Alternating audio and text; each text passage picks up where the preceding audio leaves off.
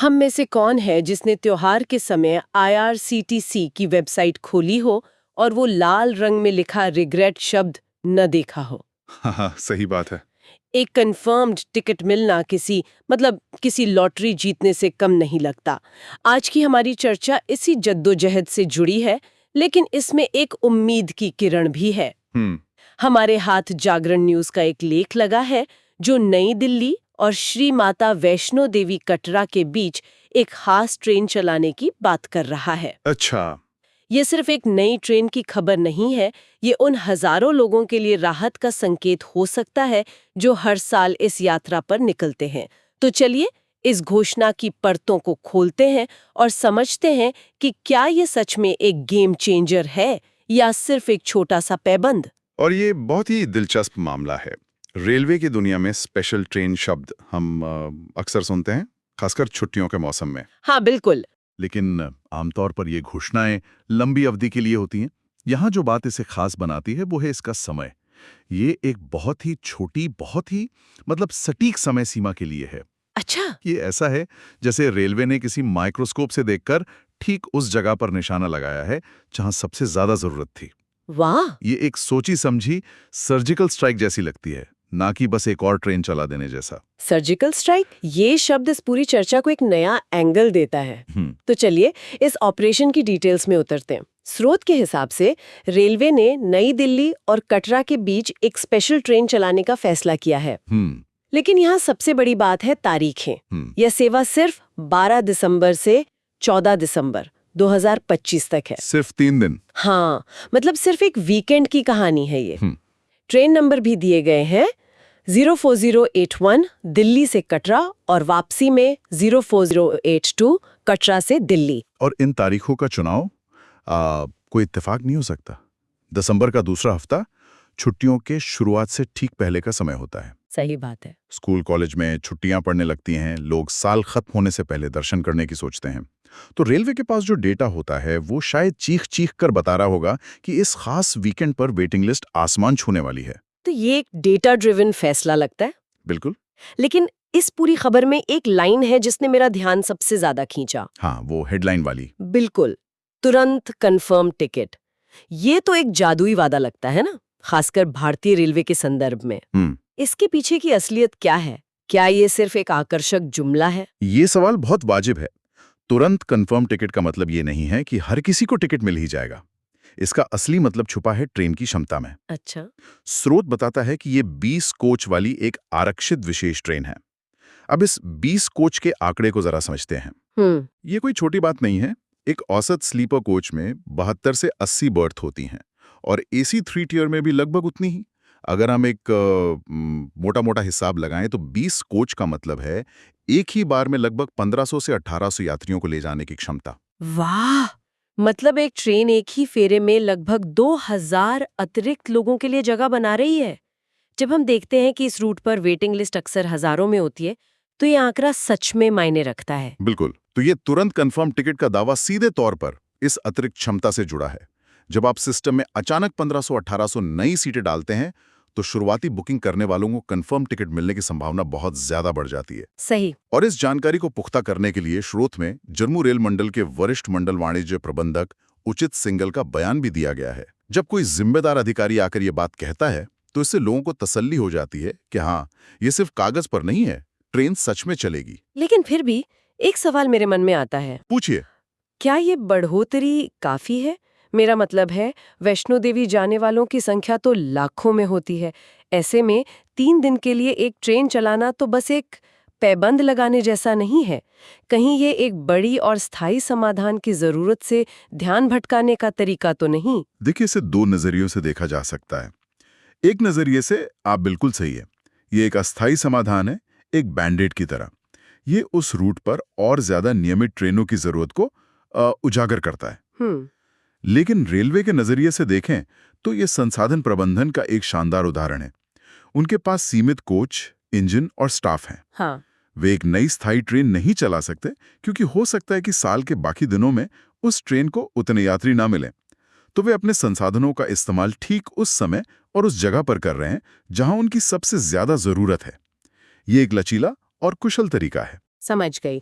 अच्छा, ये एक स्थायी समाधान नहीं बल्कि एक स्मार्ट तात्कालिक समाधान है। हाँ, चलिए अब इस ट्रेन के सफर पर ही फोकस करते हैं। यात्रियों के लिए सबसे जरूरी होता है समय। ये ट्रेन कब चलेगी और कब पहुंचाएगी? और यहाँ भी रेलवे ने यात्रियों की सुविधा का पूरा ध्यान रखा है।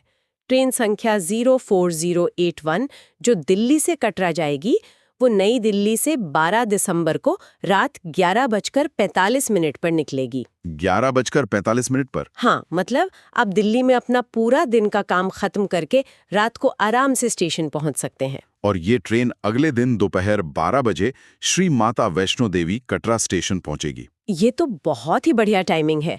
ये एक क्लासिक ओवरनाइट जर्नी है। आप रात को ट्रेन में सोइए और सुबह अपनी मंजिल के करीब हों। बिल्कुल। इससे आपका एक पूरा दिन बचता है, होटल का एक दिन का खर्चा बचता है और आप थके हुए भी नहीं होते। सही का। खासकर उन परिवारों के लिए जिनके साथ बच्चे या बुजुर्ग होते हैं, उनके लिए तो ये वरदान जैसा है। बिल्कुल। और वापसी की यात्रा का समय भी उतना ही सोच समझ कर तय किया गया है। ट्रेन संख्या 4082 कटरा से रात 9:20 पर चलेगी और अगले दिन सुबह 10 बजे नई दिल्ली पहुंचेगी। अच्छा। इसका मतलब है कि आप दिन में दर्शन करके, शाम को आराम करके, रात में ट्रेन पकड़ सकते हैं। अगली सुबह आप दिल्ली में होंगे और चाहें तो सीधे अपने काम पर भी जा सकते हैं। हाँ। ये यात्रियों के समय का बेहतरीन इस्तेमाल है। हाँ, ये रात की यात्रा का समय तो बहुत अच्छा सोचा गया है। इससे ये भी लगता है कि रेलवे सिर्फ सीटें नहीं बढ़ा रहा, बल्कि यात्रियों के आराम का भी ध्यान रख रहा है। सही बात है। और इसका फायदा किन किन शहरों को मिलेगा? मतलब ये ट्रेन दिल्ली और कटरा के बीच तो है, पर क्या इसका फायदा सिर्फ इन्हीं 2 शहरों के लोगों को मिलेगा या रास्ते में भी किसी की किस्मत खुलने वाली है? ये ट्रेन रास्ते में Panipat, Kurukshetra, Ambala cantt, Ludhiana, Jalandhar cantt, Pathankot cantt, okay. Jammu और शहीद कैप्टन तुषार महाजन स्टेशन यानी उधमपुर में रुकेगी। अरे वाह, ये तो पूरा एक कॉरिडोर कवर कर रही है। बिल्कुल। इसका मतलब हरियाणा के पानीपत, कुरुक्षेत्र से लेकर पंजाब के बड़े शहर लुधियाना और जालंधर तक के लोगों को इसका सीधा फायदा मिलेगा।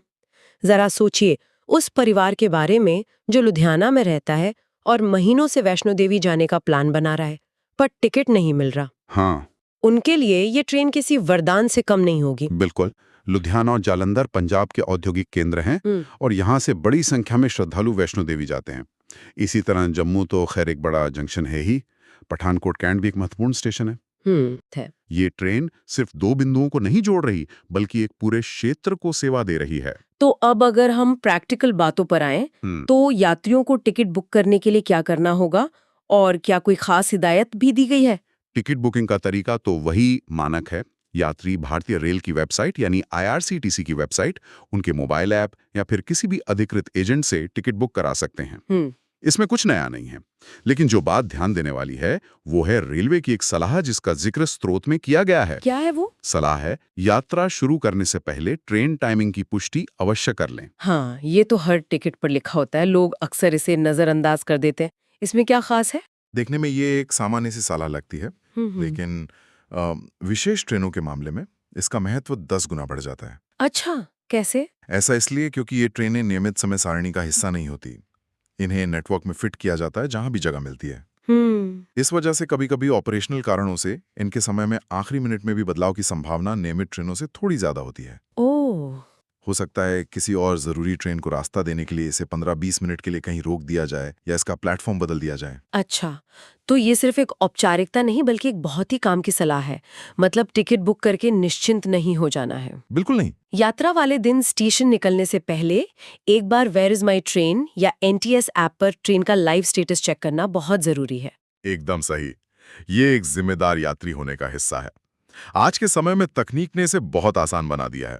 आप PNR स्टेटस चेक कर सकते हैं, लाइव रनिंग स्टेटस देख सकते हैं। सही। इस छोटी सी आदत से आप स्टेशन पर होने वाली कई परेशानियों से बच सकते हैं। तो ये खबर सिर्फ एक नई ट्रेन के बारे में नहीं है, बल्कि ये यात्रियों को ज्यादा जागरूक और सूचित रहने की याद भी दिलाती है। तो अगर हम आज की इस पूरी बातचीत को समेटें तो मोटी मोटी बातें ये हैं। नई दिल्ली और वैष्णो देवी कटरा के बीच सिर्फ 3 दिनों 12 से 14 दिसंबर के लिए एक स्पेशल ट्रेन 04081 और 04082 हाँ, 04081, 04082 चलाई जा रही हैं। इसमें 20 कोच हैं, यानी लगभग 1500-1800 अतिरिक्त सीटें। समय बहुत सुविधाजनक है रात भर की यात्रा का, और इसका मकसद इस बेहद व्यस्त रूट पर यात्रियों को कंफर्म टिकट देकर फौरी राहत पहुंचाना है। बिल्कुल। और अगर हम इसका एक अंतिम विश्लेषण करें तो ये एक छोटी सी खबर रेलवे की बड़ी रणनीति की तरफ इशारा करती है। अच्छा? ये दिखाता है कि रेलवे अब मांग और आपूर्ति के गैप को भरने के लिए बड़े, धीमे और स्थायी समाधानों का इंतजार नहीं कर रहा। वो अब फुर्तीले, लचीले और डेटा पर आधारित त्वरित समाधान अपना रहा है। ये केवल एक तीर्थ यात्रा को आसान बनाने का मामला नहीं है, बल्कि ये रेलवे प्रबंधन का एक केस स्टडी है कि कैसे सीमित संसाधनों का इस्तेमाल करके एक खास समय पर और एक खास जगह पर भीड़ को प्रभावी ढंग से मैनेज किया जाए। ये बहुत दिलचस्प है। ये सिर्फ एक ट्रेन चलाने से कहीं ज्यादा है। ये एक सोची समझी आधुनिक रणनीति का हिस्सा है। ये दिखाता है कि भारतीय रेलवे भी अब जस्ट इन टाइम मैनेजमेंट के सिद्धांतों को अपना रहा है। हाँ, ये संसाधन प्रबंधन का एक बेहतरीन उदाहरण है। उनके पास जो कोच और इंजन है, वे उन्हें वहां लगा रहे हैं जहां उनका सबसे ज्यादा असर होगा, जहां यात्री को सबसे ज्यादा सुविधा मिलेगी। ये एक स्मार्ट और भविष्य की सोच वाला कदम है, भले ही छोटा हो। इसी बात से हमारे सुनने वालों के लिए एक विचार भी जन्म लेता है, एक सवाल जो शायद हम सब खुद से पूछ सकते हैं। जरूर। सवाल ये है कि इस तरह की छोटी अवधि की विशेष ट्रेनें जो कुछ दिनों के लिए चलाई जाती हैं, क्या वे यात्रियों की भीड़ को प्रबंधित करने का एक स्थायी और प्रभावी मॉडल बन सकती हैं?